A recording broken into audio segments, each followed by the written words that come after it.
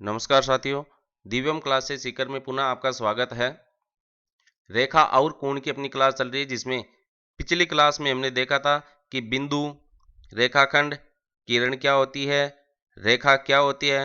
रेखाओं को हमने दो पार्ट के रूप में देखा था, सरल रेखा और वक्र रेखा, जिसके अंतर्गत हमने अध्ययन किया था क्षैतिज रेखा, ऊर्ध्व रेखा, तिरछी रेखा, तिर्यक रेखा, प्रतिच्छेदी रेखा, समांतर रेखा, संगामी रेखा और वक्र रेखा। अब आज की क्लास में हम देखेंगे कि कोण क्या होता है। इसको इंग्लिश में अपन एंगल कहते हैं।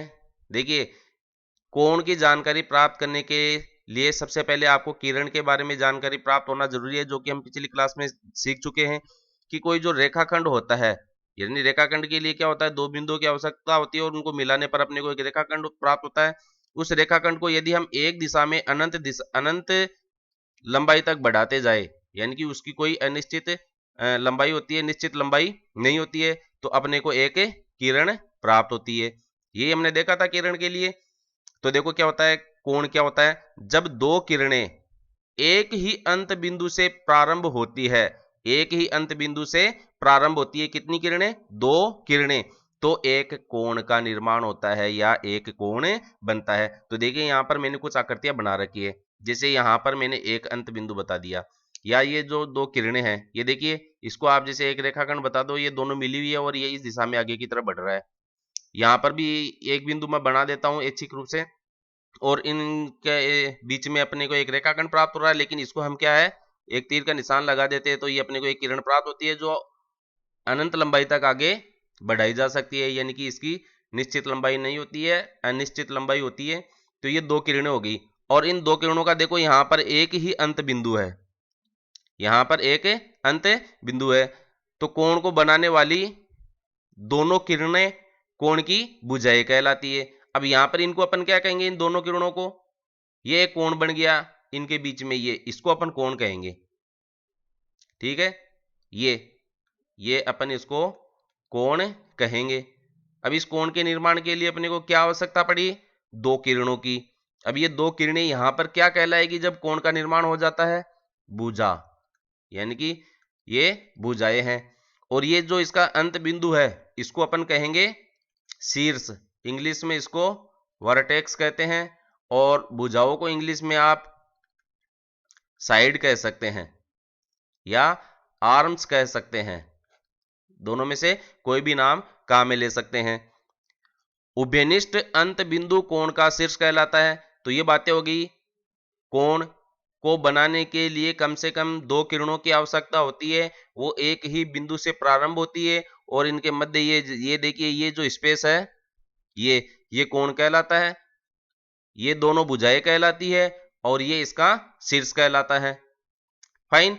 अभी इसके अंदर देखो, ये मैंने तीन तरीके से बता रखा है। अब इसको बताने के पीछे लॉजिक क्या होता है उसको मैं आगे बताऊंगा आपको क्या है। कोण को नापते कैसे हैं, इसकी मैं सामान्य जानकारी आपको दे दूं। देखिएगा, ये आपका जो प्रोट्रैक्टर होता है, जिसको आप मोस्टली क्या कहते हैं, चंदा कहते हैं। जब भी आपको कोई कोण मापना होता है, तो इसके जो ये यहाँ वाला जो बिंदु है, इसको आप कोई भी, जैसे ये कोण बनाया हुआ है यहाँ पर, ठीक है, उसको आप यहाँ पर रखते हैं। तो इसको मैं देखो किस प्रकार से रखकर दिखाते हैं, उसका मैं आपको आइडिया देता हूं।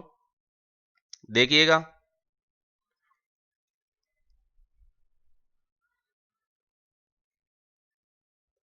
ये इसको यहां पर रख दिया, मिला दिया। अब इस रेखा को जो है, इसकी ये जो 180 डिग्री या 0 डिग्री की लाइन है, इसे मिलाते हैं, और अब इसको इधर से पढ़ते हैं अपन, और ये यहां आके मैच हो रही है। तो ये देखो, यहां से 0 है, यहाँ 180 से शुरू नहीं करना आपको, इसके अंदर ये ध्यान रखना होता है। ये तो आपने देख लिया कि किस प्रकार से बताया इसने। अब इधर देखो, एक तो 0 डिग्री है और एक 180 डिग्री है। अब आप मापना किधर से शुरू कर रहे हैं, इधर से शुरू कर रहे हैं, इसलिए इधर 180 से नहीं नापेंगे, आप यहाँ 0 से शुरू करेंगे। तो 0 से शुरू करके अपन ने देखा था कि ये यहाँ 115 पर आ रहा है इसका माप, तो 115 डिग्री इसका माप हो जाता है। और जब आप कोण को इस तरफ से मापते हैं, राइट हैंड साइड से, ये आपका लेफ्ट हैंड साइड हो गया, ये आपका राइट हैंड साइड, तो इधर देखो 180 आ रहा है। क्यों आ रहा है, क्योंकि इधर 0 से शुरू कर रहे हैं, तो इस लाइन में देखो ये 180 पर अपने आप ही खत्म होगा, और इधर 0 क्या है, नीचे है, और इधर 0 क्या है, बाहर है। तो जब राइट हैंड साइड से अपने को एंगल मापना होता है, तो देखो इस केस की स्थिति में आप चंदे जो आपका चांदा है उसको आप क्या करेंगे, इस पॉइंट को इस पॉइंट से मिलाएंगे और इधर से देखो फिर यहां से शुरू होगा ये, और इस तरफ अपन कोण को मापते चलेंगे, यानी कि यहां जीरो से शुरू करेंगे। तो जीरो कौन है, ये है। तो यहां से अपन शुरू करेंगे और जो भी लाइन, ये जो भुजा की जो लाइन है इस प्रोटेक्टर की इन किसी भी लाइनों से अगर मैच हो जाती है तो वही इसके कोण का माप हो जाता है। और लेफ्ट हैंड साइड से मापने का मैंने आपको बता दिया था, ये राइट हैंड साइड की तरफ से मापने का हो गया है। आगे देखिएगा, ये जो प्रोट्रैक्टर है, जो चंदा है, वो पूरे 360 डिग्री एंगल का है। इसके बीच में इसका जो पॉइंट होता है, ठीक है, और इधर से देखिएगा आप, ये 0 डिग्री इसमें दे रखा है, तो ये 10, 20, 30, 40 इस तरीके से इसके अंदर पड़ते हैं। और जब आपको इधर से मापना होता है तो इसको आप घुमा दीजिएगा चंदे को, वो जो भी है इसको अंदर मेजरमेंट होता है उसको आप अपनी तरीके से देख सकते हैं। ये केवल मैंने प्रतीकात्मक रूप से आपको दिखाया है। जो एक सर्कल होता है वो पूरे 360 डिग्री एंगल का होता है। देखिए जैसे यहाँ पर 0 से शुरू किया तो 30, 60 और इस तरीके से दिखाते हुए यहाँ पर 360 डिग्री पूरा हो जाता है। ये एक सर्कल यहाँ पर पूरा हो जाता है इस तरीके से, ठीक है। तो ये 360 डिग्री एंगल का होता है। 360 डिग्री जो रेडियन के रूप में होता है वो 2 पाई के बराबर होता है। 360 डिग्री बराबर होता है 2 पाई। इस पर आधारित क्वेश्चन आपको पूछा जाता है तो इसके लिए मैं आपके लिए अलग से क्लास बनाऊंगा कि किस प्रकार से डिग्री को जो है अपन रेडियन में बदलते हैं, पाई में बदलते हैं। आपको क्वेश्चन पूछा जा सकता है, इसके लिए मैं आपके लिए अलग से क्लास बनाऊंगा। ये केवल जानकारी के लिए कि ये पाई के रूप में भी अपन कोण को दर्शा सकते हैं। अब आगे देखिए, जो अपनी मूल क्लास है उस पर अपन डिस्कस करते हैं कोणों के प्रकार। देखिए सबसे पहले है अपना न्यून कोण, जिसको इंग्लिश में एक्यूट एंगल कहते हैं। न्यून कोण जैसा कि नाम से ही पता चल रहा है, ठीक है, यानी कि इसका मान क्या होता है, कम होता है। लेकिन किससे कम होता है वो बात अपन यहां पर करेंगे। तो देखो, एक न्यून कोण का माप 0 डिग्री और 90 डिग्री के बीच होता है। 0 डिग्री और 90 डिग्री के बीच होने का मतलब हो गया कि न्यून कोण का मान जो है 90 डिग्री से कम होता है। तो 90 डिग्री से कम माप वाला कोण न्यून कोण कहलाता है, एक्यूट एंगल कहलाता है। देखिए ये एक सर्कल है, इसको मैंने 4 पार्ट में डिवाइड कर दिया है। यहां पर इसको कितने भागों में डिवाइड कर रखा है, 4 पार्ट में। ये फर्स्ट पार्ट है, ये सेकंड पार्ट है, ये थर्ड पार्ट है और ये फोर्थ पार्ट है। अभी हमने देखा था कि जो सर्कल होता है वह पूरा एक 360 डिग्री के कोण का निर्माण करता है, ठीक है। अब इसको अपन ने 4 पार्ट में डिवाइड कर दिया, तो इसमें 4 का डिवाइड कीजिए, जिससे हमें पता चल सके कि इसका जो एक पार्ट है वह कितने डिग्री के कोण का निर्माण करता है या कितने डिग्री के बराबर होता है। जैसे एक पार्ट तो आपका ये हो ही गया यहाँ पर, दूसरा आपका ये हो गया, तीसरा आपका ये हो गया और चौथा आपका ये हो गया। 4 का भाग देंगे तो ये 90 डिग्री के अंश के बराबर आएगा, यानी कि इसका जो 4 पार्ट है वह प्रत्येक 90 डिग्री के बराबर है, प्रत्येक 90 डिग्री के बराबर है। अब अपन बात करें न्यून कोण की, तो इसके अंदर जैसे न्यून कोण किस प्रकार से बनता है, तो यहां पर अपन मान के चले कि 0 डिग्री है, यहां पर कितना है, 0 डिग्री है। अब अपन कोण को मापना शुरू करेंगे इधर से, और ये आपकी जो लाइन आ गई है यहां पर, यहां तक अपने को मापना है। अभी हमने देखा कि इसका जो फर्स्ट पार्ट है उसके अंदर आपके कोण का माप आ रहा है न्यून कोण का, क्योंकि 0 डिग्री और 90 डिग्री के बीच होता है न्यून कोण। और 90 डिग्री कहां पर है, 90 डिग्री आपका यहां पर है। तो इस बार फर्स्ट पार्ट में आ गया आपका 0 से 90 डिग्री, यानी कि न्यून कोण। तो आपको एग्जाम में पूछा भी जा सकता है कि एक न्यून कोण का माप किस चतुर्थांश में होता है, किस पार्ट में होता है, यानी कि 0 से 90 के बीच में होता है, फर्स्ट पार्ट में होता है। इसको चतुर्थांश भी कह सकते हैं, चतुर्थांश, ठीक है। इसके 4 भाग हो गए, तो ये इसका फर्स्ट चतुर्थांश, सेकंड चतुर्थांश, थर्ड चतुर्थांश और फोर्थ चतुर्थांश हो गया है। तो देखिए यहां पर जो कोण का निर्माण हो रहा है वह, ये जो लाइन बना दी मैंने, जैसे यहां पर बना रखी है अपन ने 0 डिग्री की, ये तो लाइन हो गई आपकी, और ये यहां पर बन रहा है, तो इस कोण का निर्माण हो रहा है ये इतना। तो ये बताओ 0 से 90 के बीच में ही आ रहा है, इस 90 से ज्यादा तो नहीं जा रहा है। इसका मतलब जो न्यून कोण है वह प्रथम चतुर्थांश में बनता है और 0 से 90 डिग्री के बीच होता है या 90 डिग्री से तो छोटा होता है, 0 डिग्री से बड़ा होता है। तो अब देखो 0 डिग्री से बड़ा और 90 डिग्री से छोटा होने का मतलब हो गया, यहाँ पर इक्वेशन और निकल के आ रहा है जिसको इस रूप में अपन लिख सकते हैं। देखिए 0 डिग्री से बड़ा, मैं इस कोण को जैसे नाम दे दूं x डिग्री, यहां पर जैसे ये कोण बन रहा है ये कितना है, x डिग्री है। अब x डिग्री का मान क्या होगा, अगर अपन न्यून कोण के संदर्भ में बात करें तो 0 डिग्री से तो क्या होता है, बड़ा होता है, लेकिन ये जैसे 90 डिग्री का कोण बन जाता है यहां पर, ये 90 और 90 से क्या होता है, कम होता है। तो x डिग्री का मान देखो 0 डिग्री से तो बड़ा हो गया है, ये मैंने ग्रेटर देन का चिन्ह लगा दिया है क्योंकि जिधर इसका मुंह खुला हुआ रहता है वो राशि बड़ी होती है और जिधर इसके तीर का निशान होता है वो राशि छोटी होती है। तो 0 डिग्री छोटा है x डिग्री से या x डिग्री बड़ा है 0 डिग्री से, तो न्यून कोण के संदर्भ में क्या होता है, 0 डिग्री से तो बड़ा होता है और 90 डिग्री से क्या होता है, छोटा। तो यहां पर मैंने ये सिंबल लगा दिया है 90 डिग्री से छोटा।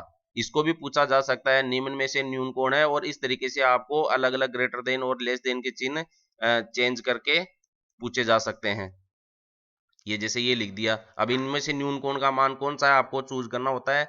तो आपको याद रहना चाहिए कि जो न्यून कोण होता है वह 0 डिग्री से तो बड़ा होता है लेकिन 90 डिग्री से छोटा, इस तरीके से। तो न्यून कोण के संदर्भ में मैंने आपको 2-3 बातें भी बताई है, बहुत शानदार। और इसमें जो किस प्रकार से क्वेश्चन पूछा जा सकता है इसके ऊपर भी अपन ने डिस्कस किया है, इस चीज को आपको विशेष तौर से सीखना है। फाइन, अब अपन देखते हैं समकोण क्या होता है।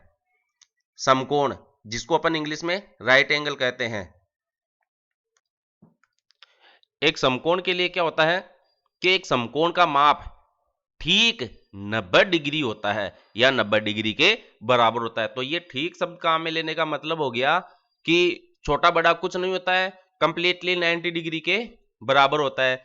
यानी कि जिस भी दो किरणों के मध्य यदि पूरा 90 डिग्री का मान है तो उसे हम समकोण कहते हैं। तो जैसे एक किरण हमने ये ले ली, ठीक है, और दूसरी किरण अपन ने ये ले ली, और यहां पर देखिए इनके बीच में ये इधर 0 डिग्री होगा, ये इधर 90 डिग्री होगा। तो ये कंप्लीटली हमेशा सदैव ऐसा ही कोण बनता है समकोण के अंदर। इसलिए समकोण का जो प्रतीक होता है उसको भी अपन इस तरीके से दर्शाते हैं, ठीक है। तो समकोण क्या होता है, समकोण समान कोण होता है सदैव, और वो होता है 90 डिग्री का। यदि दो किरणों के मध्य कंप्लीटली यानी कि केवल और केवल 90 डिग्री का ही कोण बने तो उसे हम समकोण कहते हैं। तो देखिए ये 0 डिग्री और ये यहां पर 90 डिग्री होता है, और इसके बीच में ये कोण बन रहा है यहां से अगर अपन आगे बढ़े। तो ये जो कोण है यानी कि प्रथम चतुर्थांश एक तरीके से समकोण के बराबर है।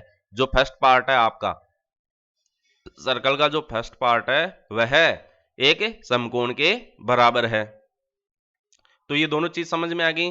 अब अगर आपको इस तरीके से बताए तो ये x डिग्री क्या हो गया, 90 डिग्री के बराबर हो गया, और यहां पर देखो हमने न्यून कोण को अलग तरीके से दर्शाया है। x डिग्री जो है वह 0 डिग्री से तो बड़ा है लेकिन 90 डिग्री से छोटा है, और यहां पर समकोण के संदर्भ में देखें तो केवल x डिग्री यानी कि यहां पर जो x डिग्री आ रहा है वह किसके बराबर आ रहा है, 90 डिग्री के बराबर हो रहा है। यानी कि ये छोटा बड़ा नहीं होता है, 90 डिग्री के बराबर ही होता है।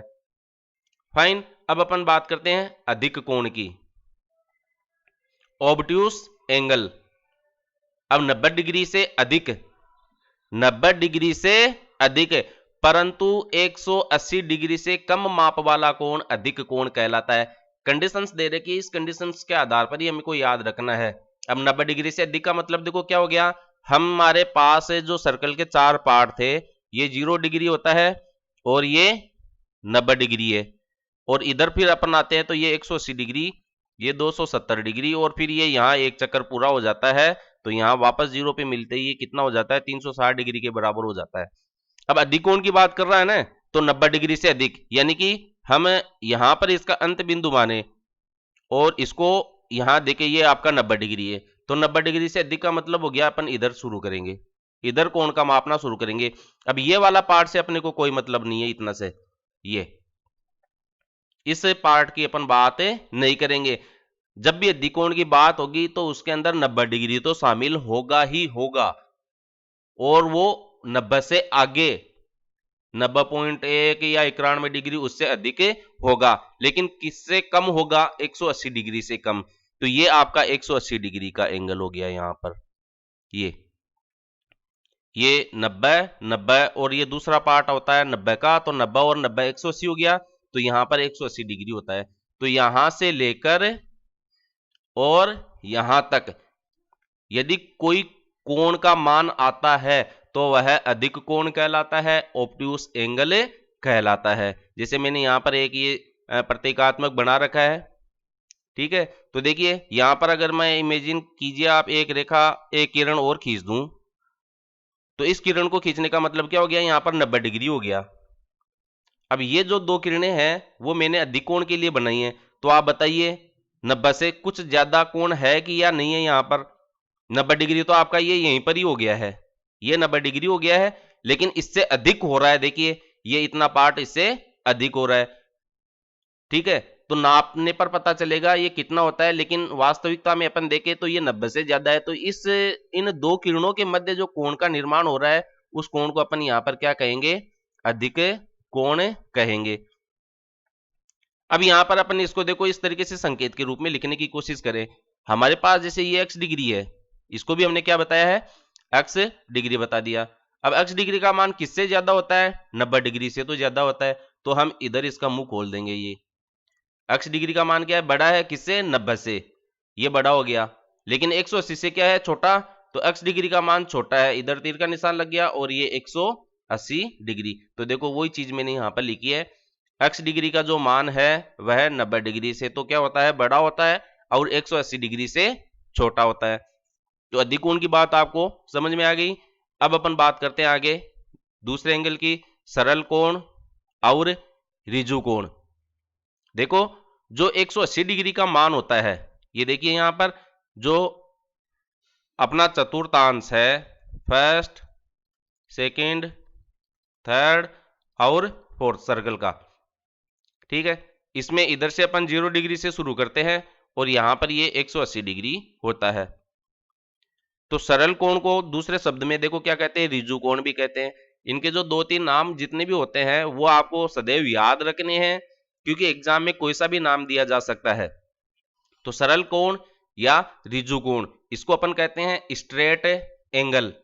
एक ऋजु कोण या सरल कोण 180 डिग्री के बराबर होता है। तो समकोण की तरह परिभाषा हो गई। समकोण में भी क्या होता है? ठीक 90 डिग्री होता है। और जब सरल कोण की या ऋजु कोण की बात आएगी तो इसमें 90 के बजाय कितने डिग्री के बराबर होगा? 180 डिग्री के बराबर होगा।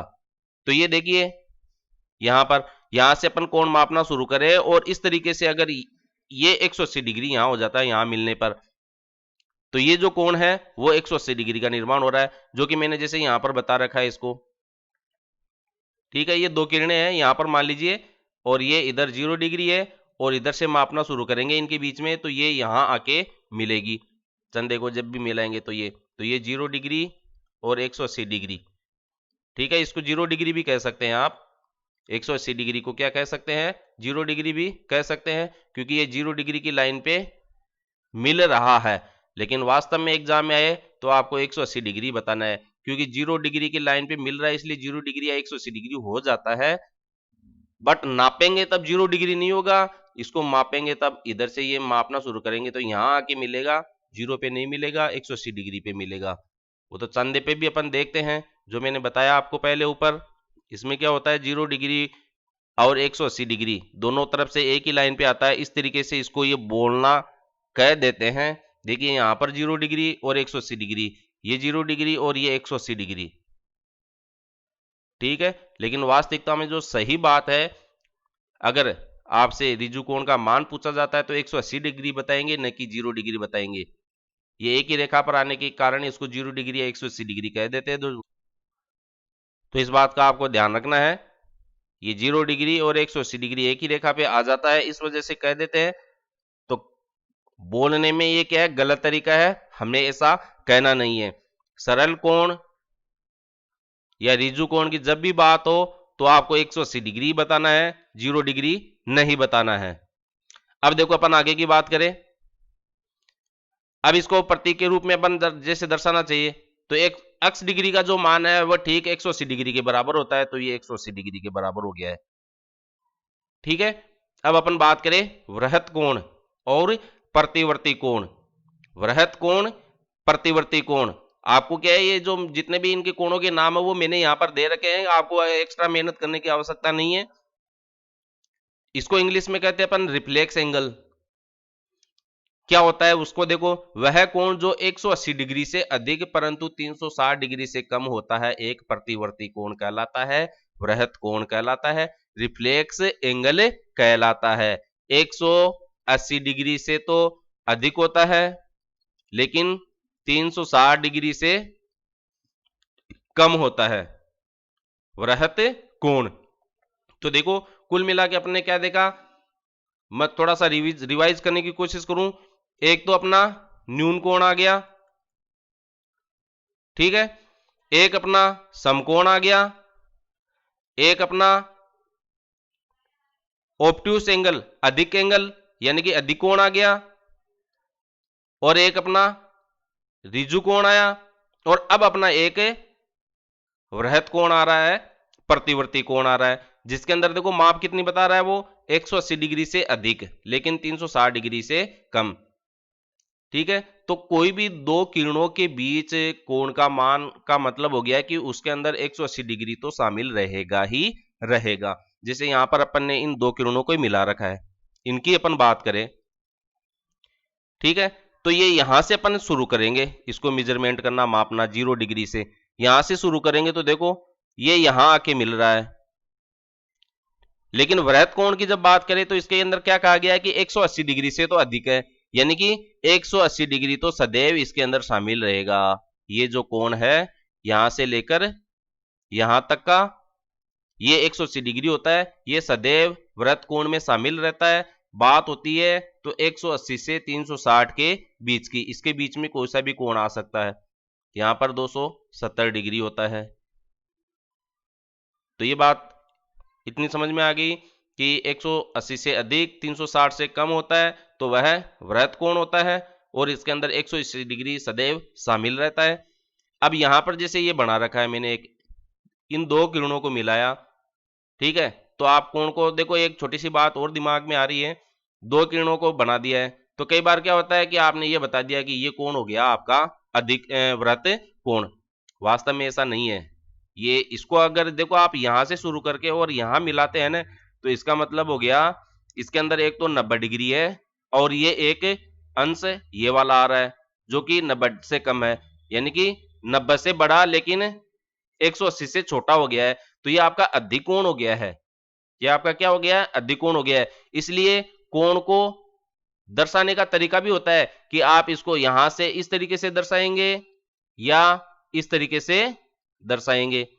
तो अपनी बात हो रही है वृहत कोण की, तो वृहत कोण 180 से अधिक होता है लेकिन 360 से कम। तो देखिए यहां पर क्या है, इसको अपन इधर से मापना शुरू करते हैं तो 180 तो आपका यहां पर हो जाता है, ठीक है। अब ये अंश और आ रहा है इसका, तो ये 180 से ज्यादा हो गया लेकिन 360 से क्या है, कम है। तो हम ये जो सिंबल लगाएंगे इस तरीके से कोण को मापने का, वो इधर से लगाएंगे कोण के माप के आधार पर, न कि आप यहां लगाएंगे, ठीक है। अगर यहां लगाएंगे तो ये हो गया आपका अधिक कोण, और इधर से लगाएंगे तो ये हो गया आपका वृत्त कोण। तो ये दोनों चीजें आप सभी प्रकार के कोणों पर लागू करके देखना कि जो भी आप जैसे न्यून कोण बनाया अपन ने ये, अब अगर आप इसको यहां लगा देंगे तो क्या होगा बताइए। अगर अपन यहां से मापना शुरू करें और इधर ये हो गया इतना बड़ा कोण, तो इसमें देखो क्या है, 180 तो शामिल हो गया, 180 से अधिक लेकिन 360 से क्या है, कम, तो ये वृत्त कोण बन गया है। तो इन चीजों को भी आपको थोड़ा सा ध्यान रखना है। अब अपन बात करें आगे की कि इसको प्रतीक के रूप में किस प्रकार दर्शाए। तो देखिए इसको अगर हम x डिग्री कहे, इसको हम x डिग्री कहे तो 180 से तो अधिक, तो 180 से तो अधिक हो गया x डिग्री, लेकिन 360 से कम होता है तो ये लेस देन का चिन्ह ये हो गया, ये आपका 360 डिग्री से कम। तो इस प्रकार से हमने देखो इनको अलग अलग तरीके से मैंने आपको बता दिया, जो भी संभावित तरीके होते हैं कोण के बारे में, न्यून कोण, समकोण, अधिक कोण, सरल कोण और ऋजु कोण, वृहत कोण। अब अगली क्लास में हम आगे एक संपूर्ण कोण और बच रहा आपका, इसको और देख लीजिए। संपूर्ण कोण, कंप्लीट एंगल, एक संपूर्ण कोण ठीक 360 डिग्री के बराबर होता है। संपूर्ण कोण ठीक 360 डिग्री के बराबर होता है। तो देखो ऐसे अपने पास कितने कोण आए जो ठीक इस तरीके से परिभाषा में लिखा हुआ है। तो एक तो आपका देखो समकोण है, एक आपका सरल कोण जिसको अपन ने ऋजु कोण भी कहा है, और एक आपका आ गया अब संपूर्ण कोण। समकोण के अंदर देखो ठीक 90 डिग्री होता है, सरल कोण यानी कि ऋजु कोण में ठीक 180 डिग्री होता है, और संपूर्ण कोण में ठीक 360 डिग्री हो जाएगा। तो ये जैसे एक किरण है, ठीक है, और इधर से इसका कोण अगर अपन मापना शुरू करें और एक सर्कल पूरा बना ले तो वह 360 डिग्री का हो जाता है कंप्लीटली। जो जो सर्कल बनाया गया है, इस सर्कल में यदि अपन यहां से देखिएगा कोण बनाना शुरू करें यहां से, और इसको पूरा एक सर्कल के रूप में बना ले यहां तक, तो ये 0 से शुरू किया था अपन ने यहां और 360 पे खत्म कर दिया, तो ये एक सर्कल पूरा हो गया। तो एक सर्कल जो होता है वो 360 डिग्री के बराबर होता है। इक्वेशन भी है आपके लिए एक, कि एक वृत्त जो होता है वह कितने डिग्री के कोण पर बना हुआ होता है। तो 360 डिग्री के कोण का निर्माण करता है एक वृत्त का जो केंद्र होता है, उससे अपन इस तरीके से नापना शुरू करें तो संपूर्ण कोण का मतलब हो गया पूरे कोण शामिल हो गए 360 डिग्री के। फाइन। अगली क्लास में हम देखेंगे कि कोणों के जो युग्म होते हैं वो क्या होते हैं और इनके बारे में अपन डिटेल स्टडी करेंगे। आज की क्लास में इतना ही। धन्यवाद।